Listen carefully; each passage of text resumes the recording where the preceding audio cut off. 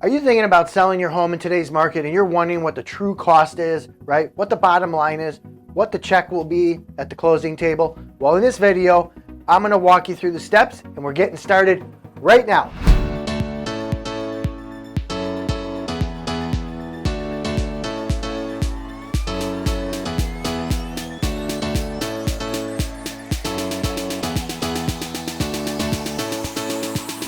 What's up, everybody? I'm Paul Ambrogio, and on this channel, we talk living in Chicago's best suburban communities, where they are, and what makes them so great. And in some cases, not so great. You're gonna get the truth here. So if you're like my wife and I 20 years ago, getting ready to start a family and looking to move out of the city of Chicago and into a more family-friendly area, or if you're relocating to the area or out of the area, this channel's for you.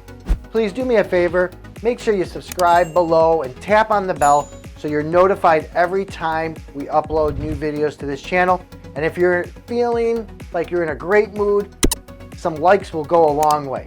If you're even thinking about moving or relocating to any of Chicago's suburban communities, make sure you give us a call, shoot us a text, send us an email.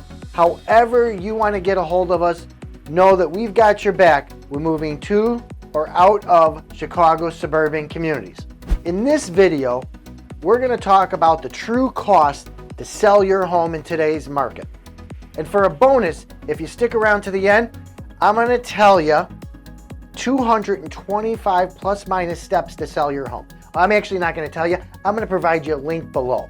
So stay tuned for the bonus. What's up, everybody? We're back. Okay, like I promised, I went into the other room and we're going to go ahead and record this picture-in-picture video. And what I want to do is walk you through the seller expenses, right? What does it cost to sell your home in today's market? We're going to unravel the mystery here. Now, it really is not a mystery. This is something that we do for every client. And this is something that every real estate broker should be doing for their client when they meet with them for the first time. And then also maybe every time an offer comes in to help you understand that, hey, if we accept this offer at X, let's just say X is $300,000, what are you going to realize at the closing? What are you going to net? When everything shakes out, what's the bottom line? What's the check? What are you going to walk away with when everything shakes out at the closing table, right? So we're going to go ahead and start here. And we're going to start with the property address. And we're going to put in, let's just put in 123 South Main Street. Let's just call it Main Street, Illinois. Sounds like a great place, right? All right, client's name, Mr. and Mrs. Seller. How's that for someone's name? All right, so we got Mr. and Mrs. Seller in there. We're going to tab over and come down here to the property, right? The county that the property is located in. So we have a drop down here. Okay, so here we have the county that the property is located in. What's going to happen here is we're going to pick a county, and then the multiplier is going to be automatically calculated here on what the county transfer tax is. So every county in the state of Illinois have a combined transfer tax. Typically it's $1.50 per thousand, and that's your exit fee. That's your exit fee to leave the county, and sometimes the state of Illinois, every time you move or switch properties. So we're going to go ahead here, and we're just going to pick a county. Let's go ahead and pick McHenry County. And then next, we're going to have the municipality. So that's your village, your city, your town, wherever you're living. You're going to go onto here, and you're going to, if your municipality shows up, that means that town does have a transfer tax. I like to call that your exit fee. Again, you're taxed on when you sell your property in a lot of these villages. I know the city of Chicago has a large transfer tax, so it could get a little crazy out there. But again, if you see your village on here, that means you have a transfer tax. If it's not on there, leave it blank. So we're just going to assume we're in a town or village that does not have a transfer tax. So we're not going to pick anybody. Here's where you're going to enter. I'm sorry. Back up here. This is where you're going to put in your sales price. So let's say we sold for $300,000. Here's where you're going to enter your first mortgage balance or your payoff. And if you have a second mortgage, you're going to put that here. We're going to assume that you've been in the property 30 plus years, your mortgage is paid off, you don't have a second, an equity line or a second mortgage, and you're at 0 on all that. So we're going to just leave those blank. Okay, so then we're going to come over here and we're going to enter the last year's ascertainable tax bill. So our taxes are a year behind, right? So we're going to grab the last actual real estate bill that we have, and we're going to put that dollar amount in here. So, hey, we're all in the state of Illinois. We're all paying ridiculous amount of real estate taxes. So let's just throw a number out there of $10,000. Okay? Now we're going to go to the drop down. Because we're a year behind in taxes and you're closing on your property today, the taxes for 2020 are not yet due, or the first installment's just about due. So you're going to go ahead and give a buyer a negotiated percentage increase over the last year's tax bill. And in most cases, that number is 105%.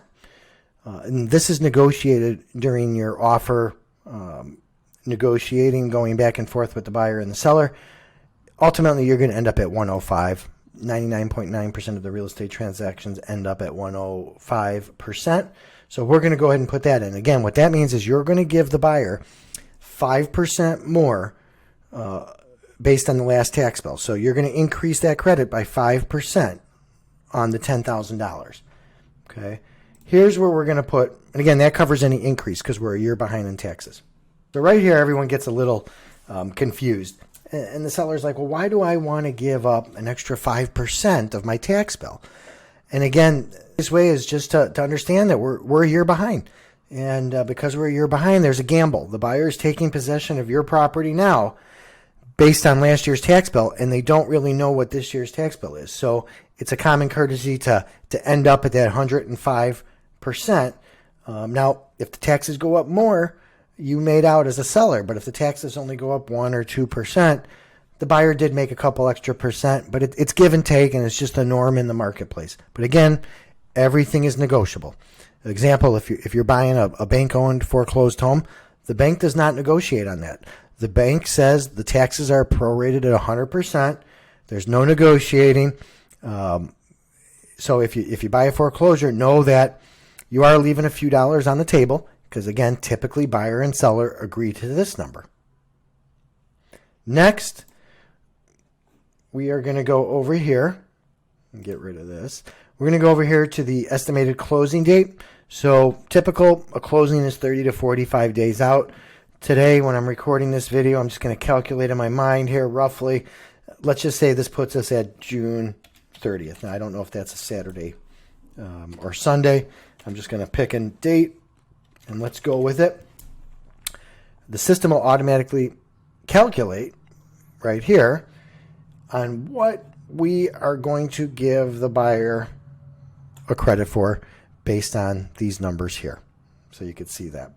So they're going to get a credit. Now, again, you got to keep in mind, real estate taxes are a necessary evil. They're necessary. They're required. It keeps the villages and the towns and townships and everybody else going. Probably a little overkill in my opinion, but I think you'll agree with it, especially living in Illinois. But you have to pay it. Now, keep in mind, again, you're living in the property right now, and you're saving for the taxes. So the taxes are not really a closing cost, but they do come out of your out of your gross proceeds to get you to that net proceeds. So you do have to pay it, but hopefully that money is in the bank account now, and you're saving for the real estate taxes. Or if you have an escrow account with your lender, again, for this example, we said our mortgage was paid off. But let's say your mortgage is not paid off and you have an escrow set up with your lender. They're taking every month real estate taxes and putting it in an account for you and are going to pay it. So if you have an escrow, that money that's in the escrow, the lender has to refund you or reimburse you within 30 days after closing. So that money gets added back into your net proceeds. So it's coming out now, but it's going to go back in most cases, later to your bottom line. Okay, so next up we have the owner's title policy. That is your title insurance that you need to purchase for the buyer, right? The buyer or the seller purchased it for you when you bought the home, and like everything goes up in price. So, we're fast forwarding 30 years later. Your cost for the title insurance that is required for you to buy for your buyer based on this sales price here, to be $1,930. So $1,930 if we use Stark Title, which typically is about $200-300 savings compared to Chicago Title and some of the other big players out there, First American, and some of the others. So using Stark Title will save you some money, but it's exactly how much, not sure until we put all the numbers in there. But on average, about $200-300 is the savings. So you're probably wondering, like, wow, what does this cover, right? Why do I got to spend that much money to buy insurance for the buyer? Again, this is your proof. You're providing a guarantee to the buyer that, hey, if something screwed up in the chain previously, and let's just say you're not the actual owner, there's somebody else that comes in and says, I own it, or my kinfolk own it or something, the title insurance is going to cover you and is going to protect the buyer in this transaction and you, and is going to get it all worked out, and they guarantee that that you're the owner, or they'll cover it with the insurance. So next up, we have the closing fee. Okay, now this is for cash purchases only, so we're not going to put anything in there. Municipal transfer tax, there is none. We have it zero, because remember up here, not McHenry, in this blank spot here, we didn't choose a town because the town that we're using here, Main Street, Illinois, was not on that drop-down list. So that means there's no exit fee with that city. So that's why it's coming up zero in here. Okay. Now we have the state and county transfer tax. So you remember up here, we picked McHenry County. And again, if we do the math, $1.50 based on this 300 sales price, we'll come up with $450. So that's the state and county exit tax that they're going to charge you to sell your home. So next up, we have the recording fees. That's to record a mortgage or a deed or anything, instrument of that effect. So here it's $55 to you to record. And then here we have a wire fee. Again, nobody wants to touch money nowadays. I don't know why, but we're becoming a cashless society. And now even with closings, they're going to charge you a wire fee. So anything typically over $50,000, they're not going to give you a check. Instead, they're going to charge you $45 and wire the proceeds to your bank account. So that's what that is for.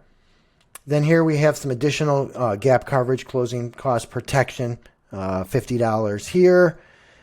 Again, when you go to sell your home or buy a home, you are sticker shocked with the title charges. Honestly, if I remember right, they're probably at least three times higher than if you were to sell a home in Wisconsin or other states. It's just Illinois' title charges are out of control. We can get into it in another video how this all happened. We could probably do an hour video on the Torrent certificate system and title insurance and how it came into play and who fought to have title insurance in the state of Illinois. It's not pretty, and we pay for it here. So next up, we have zeros here. Later date, we're not putting anything in, and there's no inspection with the village, no occupancy permits. On here, we might have, some villages have a inspection when you go to sell, like Elmwood Park. I'll give you an example. Elmwood Park, Illinois, you cannot even put a sign out in front of the property, a for sale sign, until you have the city or village come in and do a pre-occupancy or pre-sale inspection. And they're going to come through and make sure you don't have an illegal apartment. They're going to make sure all permits were pulled, that you didn't do any work. And they check everything. And if they find anything, you're going to have to fix it, or some of the repairs you can put off to the buyer. But they will not let you put your home up for sale until you have that.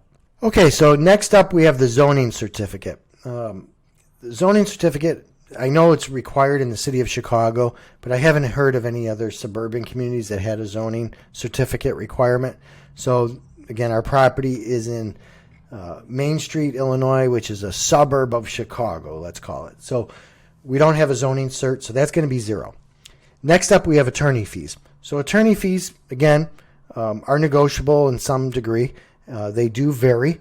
I'm going to put in $450 because that's our attorney, or a couple of the attorneys that we use with Stark Title. I know that that's what they charge, which is discounted a little bit. Typically, an attorney fee is anywhere between $450 and $600 on the sell side. You will get some discount attorneys, like any industry, when you go to list your home and all of a sudden a week later you're going to get some letters in the mail. Remember those ambulance chaser attorneys? Well, we like to call that they're real estate chasing attorneys. So when a property goes active, they see that in the database. They have a service that's going to mail you out their marketing letter that they're going to say they're going to offer you a $99 special or $200 special for attorney services. But what they're not telling you is that you're required to use their title company that they own or that they're an affiliate with, and that they're making typically a couple $1,000s on that title company referral. Now, sometimes they will disclose that to you right away like they're supposed to when you sign the engagement letter, but sometimes those numbers are not disclosed until the closing table when they slide a piece of paper in front of you. So be very careful. Again, you get what you pay for there, but on average, I know our attorneys are somewhere around $450. And again, that's using Stark Title, and our title company does save you about $300 to $400 on average. So on the I'd say on the $300,000 property, really it's probably about a $250 to $300 savings if you use Stark Title. Not only on the title, but you're also saving a little bit of money on the attorney fee. Okay. So next here we have a home warranty. Now, if when the buyer submitted an offer or the buyer's agent submitted an offer, they might have asked at that time for you to purchase a home warranty for them. Or let's say we accepted an offer from them and they did a home inspection, and the home inspection revealed that the mechanics are in good condition, but they're older. Older mechanicals are excluded from a home warranty, from a home inspection. So they typically can't ask for that, but the buyer's nervous that they might break. So they may ask you to provide a home warranty form to give them a year coverage, just an added security blanket, right? And you could say yes or no. So in this case, we said no. The home was in great condition. There was no home warranty, so we didn't have that cost. Next up, we have the condo HOA fees and association fees, right? Now, these can get costly, so just be cautious with these items here. If you live in an HOA or you're in a condo or townhome or a subdivision that has an HOA, these fees can escalate pretty quickly. You could see $200, $300, $400, $500, $600 in fees that the condo management company and the HOA put on you when selling a property. So again, for purposes of our example here, we are not in an HOA, so we're not going to put any of that in here, okay? So again, no home warranty, no assessments, no HOA fee, okay? Next up is the survey. Now again, we've got to purchase a survey for the buyer. The buyer's mortgage company says that we must give them a survey that's 6 months or newer. However, it doesn't say who's going to pay for it. Now, the contract says the seller's going to pay for it, and that's the common contract that we use in Northern Illinois. But that's negotiable. So as we're negotiating the contract, we always can say to the other side, hey, we love your offer, but we're not willing to pay us, to buy a survey for your mortgage company. We'd like you to do it. Typically, it's not done, but you could do it if you're trying to save a few dollars. The buyer may say yes or no, but it doesn't hurt to ask. But typically, it's the seller that pays for it, okay? So we're going to go ahead and we're going to put in, on average, $500. Survey can range anywhere from, I've seen it as low as $350 in some cases, upward to $500, $600, $700, depending on the lot size and where it's located. So on average, it's about $500. So next up, we have the marketing fee, the brokerage fee, aka the commission. So in the state of Illinois, commission is negotiable. It's not fixed. You as the homeowner can seek out the lowest brokerage fee possible out there. Some people may do it for 4%. Some may do it for 5%. Some real estate companies may have an office policy that they can't go any lower than 5 or 6 or 7%. I've seen commission as high as 8, 9, and 10%, depending on where you're at. Now, I've been in business 30 years, so I've seen everything. But more realistically, you're probably going to end up paying between 5 and 6%. So for the purposes of this example, the listing fee and buyer fee is split up here. This is more or less just so it's broken down and easily understood, I guess. But in the past, we had it all together. So again, the total fee, let's just say, is 5%. And out of that, we decide what we're going to pay the co-op agent. Now, the co-op agent is somebody that brings in the purchaser, right? And we want as many co-op agents and buyers to come through your home because that's going to maximize the dollar and the offer possibility, right?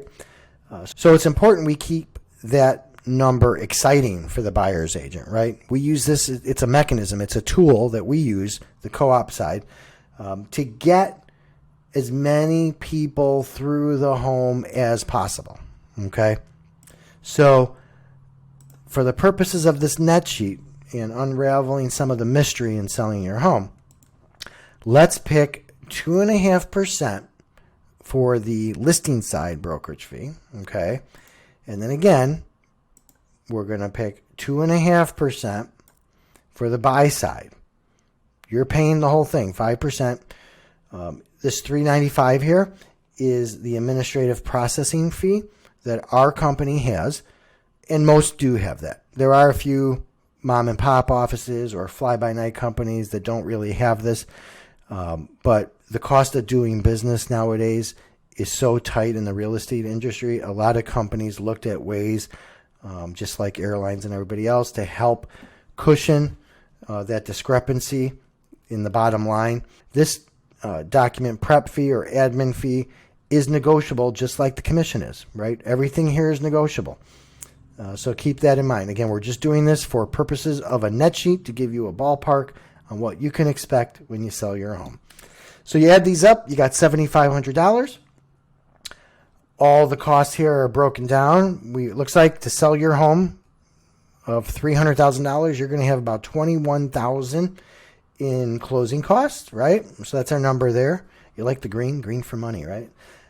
So this is the estimated net proceeds, the check that you will receive at closing. Actually, the wire transfer that's going to go into your bank account, because it's over $50,000. They're going to require that wire transfer.